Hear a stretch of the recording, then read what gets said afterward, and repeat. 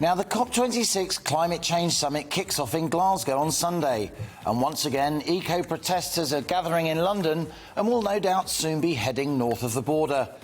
As the emotional outrage cranks up, we'll be delving into the detail, into the numbers to ask as we move towards electric cars and heat pumps, will ordinary workers be footing the bill for what many politicians privately call all this green stuff?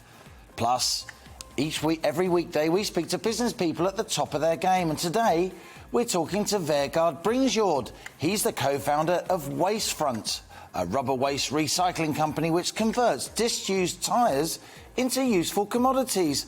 Who knew?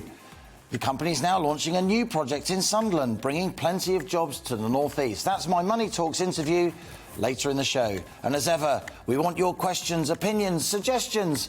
What should On The Money be covering? What do you think of today's debate? This is your show too, so get in touch.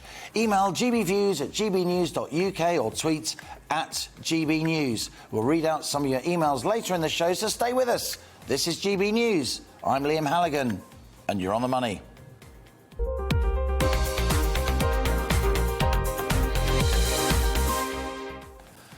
Now, millions of UK households are facing a tough winter amid soaring wholesale gas prices.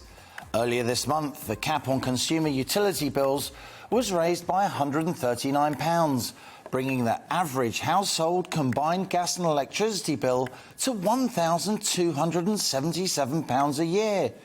Industry analysts warn wholesale prices will stay high for some time, so when the household price cap is reset next spring, average household utility bills, could hit a pulverising £2,000 a year.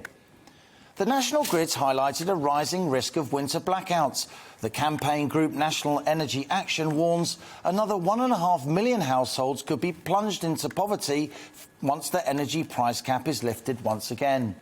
Yet amidst all the obvious downsides of this energy price spike, one potential upside is that during this 12-day COP26 summit in Glasgow, which kicks off this weekend, politicians will have to start being more honest about the cost of meeting their ambitious decarbonisation targets.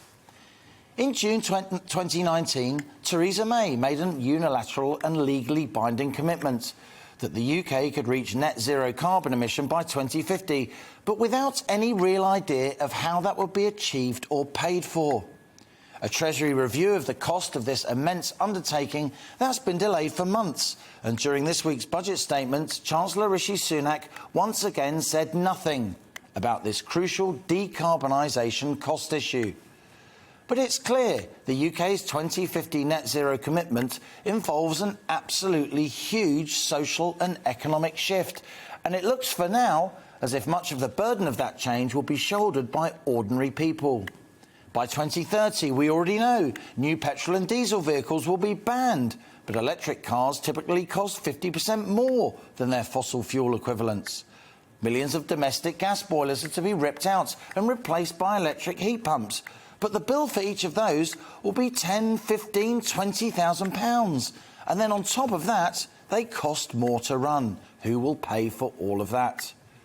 Renewable energy, meanwhile, is hugely subsidised, causing fuel bills to rise.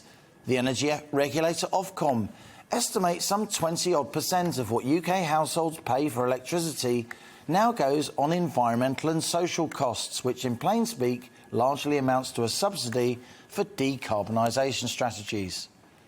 And we're now in the bizarre situation that as energy prices spiral, the Western world's been begging the Opec oil exporting cartel and Vladimir Putin's Russia to pump more oil and gas, just as the global great and good gear up for Scottish Davos, this Glasgow COP26 corporate jolly, where they will sign all of us up to even more ambitious decarbonisation targets. And that's your On The Money debate during this hour. This COP26 agenda. Will ordinary workers pay